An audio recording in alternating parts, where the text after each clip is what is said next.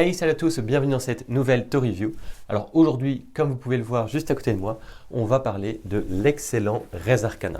Avant de vraiment rentrer dans le vif du sujet, à savoir la review, donc mon avis sur le jeu, on va parler un peu de l'As d'Or parce que Res Arcana vient de remporter l'As d'Or 2020 dans la catégorie des jeux experts. Et franchement, je trouve ça super génial, j'en suis extrêmement ravi car c'était mon grand favori pour cette catégorie-ci. Pour ceux qui veulent en savoir un peu plus sur l'As d'Or, Julien en a fait une super vidéo qui s'affiche juste au-dessus de ma tête. Et donc voilà, la concurrence était très rude parce qu'il était avec Gloomhaven et It's a Wonderful World. It's a Wonderful World, on en a énormément parlé, ils ont fait une énorme campagne à succès et ils en ont refait une deuxième d'ailleurs pour le rééditer et pour déjà sortir une extension, que c'est vraiment un gros jeu qui a super bien cartonné. Mais voilà, c'est Res Arcana qui l'a remporté. Je trouve ça mérité pour avoir testé les deux jeux. Gloomhaven, hélas, je n'ai pas eu l'occasion de le tester.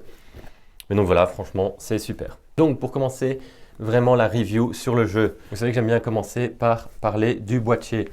Alors le boîtier, franchement, il vend du rêve. Moi, c'était une de mes raisons de l'achat.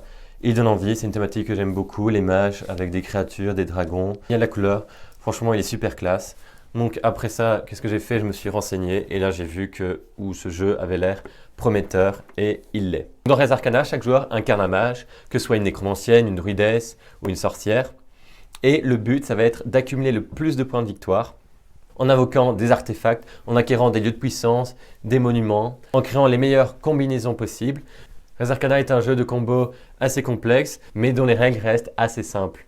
Il y a une petite tuile explicative pour récapituler les tours. Franchement, c'est très bien fait, c'est très clair. Vraiment une aide très pratique pour effectuer les tours de jeu de manière fluide. En plus de ça, c'est vrai que certains jeux de combo mettent du temps à s'apprendre. Il faut faire plusieurs parties pour vraiment connaître toutes les mécaniques, pour réellement savoir faire une partie réussie, je vais dire. Tandis que dans Res Arcana, c'est beaucoup plus facile à appréhender. Les règles s'apprennent facilement. Donc comme je vous l'ai dit, dans Res Arcana, le but du jeu est de mettre le plus de points de victoire possible. Alors comment cela va se passer? Il y a 3 phases par tour. Il y a une phase où on va collecter des ressources qui sont en fait ici des essences, à savoir la sérénité, la vigueur, la mort, la vie et l'or. Ensuite, il y aura une phase d'action, donc on va pouvoir acquérir des lieux de puissance, invoquer de nouveaux artefacts. Il y a vraiment plein d'actions possibles. On va pouvoir également récupérer de la ressource en défaussant des cartes. Et enfin, la troisième phase, quand tout le monde a fait toutes les actions et a passé, on fait un contrôle de victoire, on regarde si quelqu'un a 10 points et si c'est le cas, la partie est terminée et celui qui a le plus de points remporte la partie. Et vous recommencez ainsi de suite les tours suivants. Alors il y a plusieurs manières de mettre des points dans Res Arcana, il y a vraiment plusieurs stratégies possibles, c'est ça qui est bien, j'ai déjà fait quelques parties et franchement le gagnant avait adopté à chaque fois une stratégie assez différente de la partie d'avant. Par exemple, il y a vraiment moyen de gagner grâce au lieu de puissance. Il y a aussi moyen de gagner en faisant principalement des monuments ou même en faisant aucun des deux. En faisant là énormément de dragons et de créatures. Plusieurs styles de jeu. Franchement, j'aime tous les styles de jeu. J'ai déjà joué de plusieurs manières et remporté aussi différemment la partie.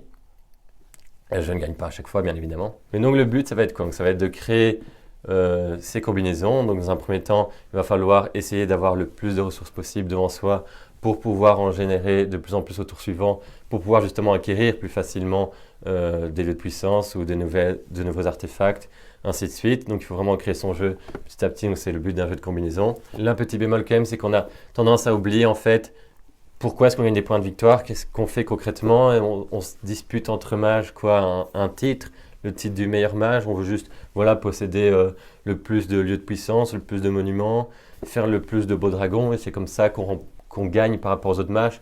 Donc voilà, je comprends l'explication mécanique qui est super, mais l'explication thématique est un point présent. Donc voilà, c'est vraiment pour lui trouver un petit défaut à ce Res Arcana qui est vraiment excellent. Donc voilà, Res Arcana, un excellent jeu de combo au niveau des mécaniques, de l'univers aussi également et des illustrations. Donc pour moi, c'est une très très grande réussite. J'espère que ça vous aura donné envie d'acheter le jeu. Qui plus est, il vient de remporter l'As d'Or 2020. Si c'est le cas, donc je vous mets le lien du jeu dans la description pour que vous puissiez l'acheter. Mettez également le gros pouce en l'air si cette vidéo vous a plu. N'hésitez pas à la partager aussi, à vous abonner à notre chaîne si ce n'est pas encore fait pour voir toutes nos prochaines reviews, toutes nos prochaines vidéos de manière générale. En attendant, moi je vous dis à la prochaine pour une nouvelle vidéo. Salut à tous!